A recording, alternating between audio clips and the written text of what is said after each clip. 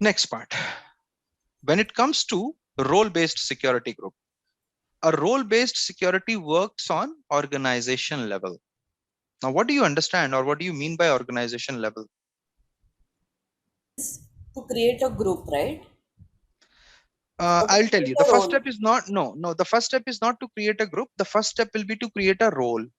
Role, right? Okay. Okay. So that role will Then, have the access, right? no, The role will have the Ro- field access, or how you no, will show again, that? no, again, don't get confused. I have not shown you the process. Okay. Okay. But if you're asking about the process, the first thing is the role has to be created. Then Hmm. you create a role-based security group. Correct. And then you assign the permissions to the role-based security group. Okay. Okay. Okay. So this is the, process. Yeah. But right now, I'm not talking on that. What I'm trying to tell you is a role-based security group works on organization level. Yeah. And what is this organization level? Different department. Different department. Okay, that's fine. Anything else apart from departments? You use the Workday terminology. So what do we have as a department in Workday? Organize. Supervisory organization. Supervisory organization. Yeah. Okay. Organization level means different departments, and department here it's supervisory organization. Absolutely correct. What about others? I give you an example in the beginning of an accountant, right? So what is the accountant's role? What would an accountant do? Manage financial data. Financial transactions or data. And how will they get access to that? Through security. They will need a cost center data. They will need various kind of They will reports. only need cost center data. Okay. To how, where is the finance captured? Finance details are captured in cost center. That's what we learned, that we create cost centers because our data is captured in that. Correct. Yeah. So if our data is captured in a cost center, then we can't do anything. We will have to give the access of the cost centers to the accountant. Then only they will be able to perform their day-to-day activity. So what is a cost center? It is a predefined organization. Yes. Hmm. Right. Yeah. So according to the roles and responsibilities, guys, you need to ensure you are only giving that access which is required. If you are giving access of supervisory organization to an accountant, then that is a wrong assignation. You cannot do it. They will be able to make the changes in the supervisory organization. Are they allowed to do it? No. No, No. right? Yeah. So you have to be very specific when you have to give the permissions. And as I stated, you are giving a permissions on the roles. Basically, what is that person going to do in the organization, right? So as per that, you will give the options to perform only on the organization level. So a role is enabled for organization, whether it is predefined, custom, or supervisory. It does not matter, but a role will be assigned on that. Hmm. Okay. Okay. Okay. Does it make sense? You Yes. see this option, role-based security group. It works on organization level. Now, what are the organizations? I have predefined organization, region, cost center, location, company, and their hierarchy, custom organization, and supervisory organizations. Okay. So Yes. if I have to create a role, I will have to mention that I'm creating this role for which type of organization. Okay. That is what you have to remember. Now, someone asked me that what is the process? How do we actually go ahead and create a role or a security group, right? So the first step is, if I have to create a role-based security group, I have to go ahead and first of all create a role. Okay.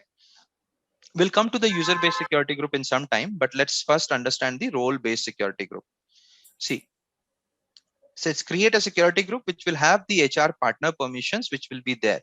So access to compensation, personal information, right? Now, what will happen? The role-based security group is applied on an organization level. Now, there are steps. We have to remember that. Hmm. The first step is when we have to create a role-based security group, we'll have to first of all create a role. Okay. Then we will create a role-based security group.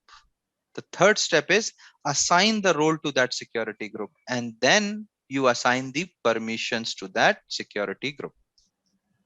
Clear to everybody? Yes. Yes. Okay. Do you want me to configure it today, or you want me to basically explain you user-based security group also and then configure it? How do you want to go ahead? Yeah, We better to proceed explain complete user role based. based, I guess. We'll be clear on that. Okay. I mean, anyways, I have to start both, right? So that's the reason I'm asking you. Because we are left with hardly 10 minutes. So if I start the configuration of role-based security group, it will not finish in 10 minutes. It will take approximately 20-25 minutes. So better to explain about user based security group. Yeah, let's understand the user-based security group, and then tomorrow when we meet, we will again, start with role-based only. Okay, Okay. yeah. So guys, we understood, right? The role-based security groups works on organization level. Now, organization level could be anything predefined, custom, or supervisory. Okay. So you have Yeah. to define the organization Organization. where my role is going to perform that activity. Okay. So if you have defined it correctly, then there will be no challenges. Absolutely everything will be smooth. If the permissions are defined wrong, there could be a lot of escalations. Imagine that someone is able to change the compensation data for other employees. Yeah. What will happen? Someone can lose the job, Yes. right? Right? Correct. Yeah. Right. So these are very sensitive changes that we do.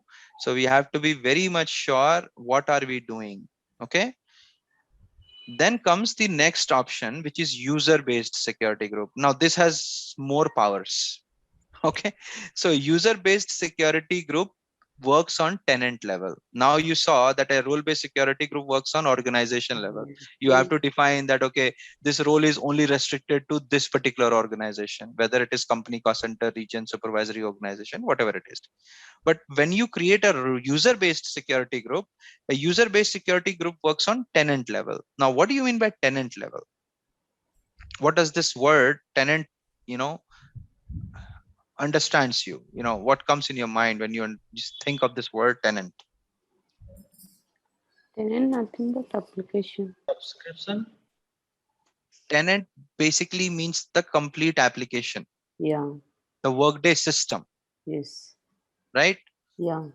Which means you're not restricted to one organization. Mm-hmm. You are free to move anywhere on that tenant, like the way we are moving, right? I'm able to create supervisory organization also. I'm able to go ahead and make the changes in the permissions also. I'm able to create compensation also. All these things we are able to do, right? Yeah. Yes.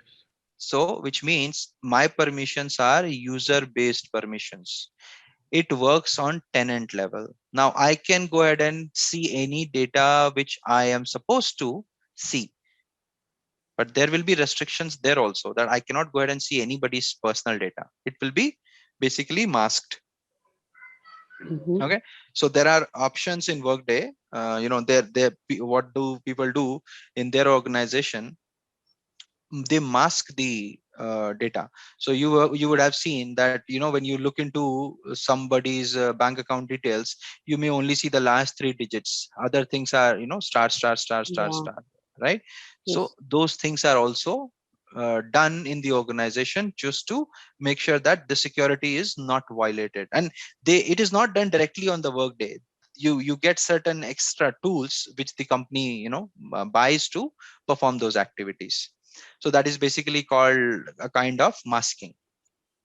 So when a user-based security group is created, it works on tenant level. So anybody who is assigned with the user-based security group, which means that person knows everything in Workday generally. Otherwise, you will not get a user-based security group. You will only get a role-based security group. Even the developers get a role-based security group. the Workday consultants, they are also not given user-based security group.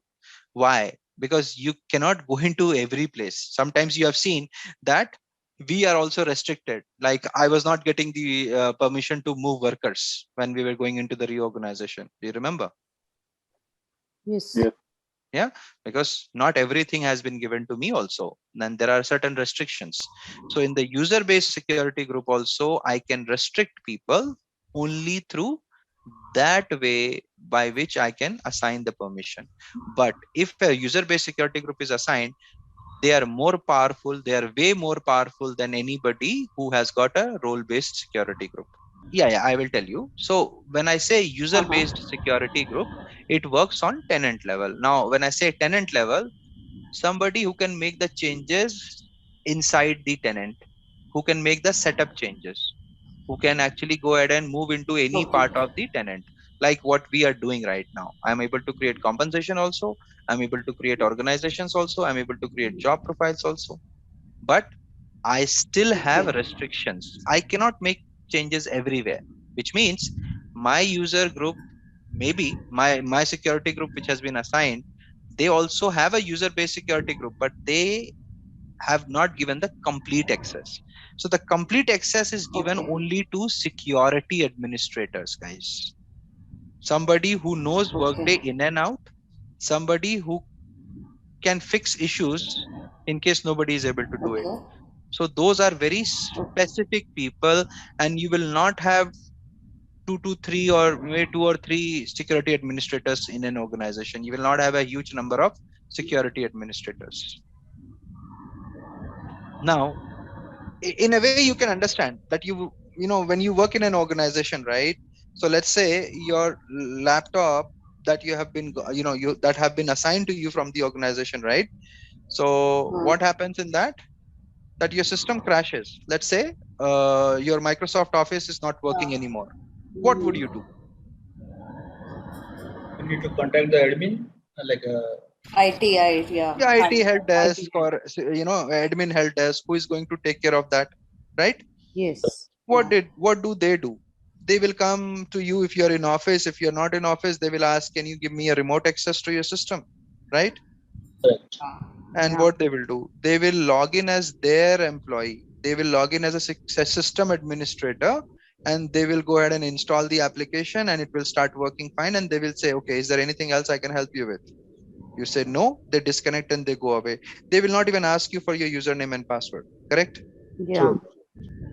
So how are they controlling it? They are controlling it through their permissions, because they are the administrators who have Admin. access to each and every system of the company. Similarly, this user-based security group is also like that. If you are assigning somebody a user-based security group, like I'm using proxy, right? You have seen that sometimes I use a work as Yeah. Logan, sometimes I work as Adam, sometimes as Steve. Why? Yes. Because I have that permission, I can switch. The same thing is are given to you also, Mm-hmm. right? So these permissions are only way by which you can make the changes, and that's the reason it is given to everybody the way they want to use it. And that's the reason user-based security groups are more powerful, because it is not restricted to a particular organization, but it is on the tenant. You got it? Yeah. Okay. So now is the time to actually define, how we go ahead and define both the security groups. User-based is very simple. You just have to create the user base, and then you have to make sure that it is administered by somebody. Because if you don't make it administered by somebody, that means that person is the most powerful person if in the Workday tenant. They can make any changes, and you cannot control it also. Are you getting the point? Yeah. So we will see how to control that, and how do we create a role based security. Okay, but for that purpose, first of all, I'll have to create a role. Now we have got 4 minutes, and uh, so I'll just explain you the steps, guys. To create a role, there is a task called maintain assignable role, and there are three mandatory things that we have to do there. So whatever role you are creating, you have to put the name of the role. Let's say I'm creating a HR executive role. Okay. So as per the role, what will a HR executive do? You have to think. Tell me, what will HR executive do? HR executive will do all activities HR related, like from recruitment to Recruitment too. uh, exit. I mean, end to Yeah, end their hire to activities. fire, you are saying, right? Yeah, I So could. where are these activities done? Which is that organization where it will be done? Because you have to think about the Yeah, organization there. So yeah. where is that which is the organization where you will perform these kind of activities? HR department, right? No, no, HR Mm, department is where they will be joining, but Ah, their day-to-day activity will be defined to some organization, right? yes, yeah. So which is that organization? Which is the type of organization? I'm not saying department. Which is the type? You have to tell me the type. As you have company cost supervisory. and Yeah, it so, could be IT, it could be yeah, any organization, yeah, right? that is IT. That is the name of the department. But if you have to use the Workday terminology for the department, what will that be? Which type Predefined of organization. sorry? Supervisory. Supervisory organization, guys. So that is what I need to know. Yeah, yeah. So if you are giving a permission to HR executive, you will give the permission of supervisory organization. Yeah, yeah. Will Sorry. right? So Yes. they will be able to create a position in the supervisory organization. They will be able to hire somebody in a supervisory organization. They will be Yes. able to terminate Yeah. somebody, right? Yeah. So what does that mean? I am going to give the permission of a supervisory, not Supervisory. a, but all the supervisory organizations. And Yeah. then wherever you are going to assign that HR, they will be limited to that supervisory. It's not that they will be, moving ahead in all the supervisory organizations. No. Mhm. Yeah. Okay. So Yes. that is where you have to identify the type of organization which you will be assigning it. And then who can assign these roles? Because you are creating a role. So you need to have that person also, right, who will be assigning these roles. So by default, what we do is we put security group there Yeah. as security administrator, because any changes you're doing in the security, it has to be done by security administrator only. You cannot do it by yourself, right? okay. Yes. So that is also Yeah. important to understand. Okay, guys, so I'll not take much of your time now.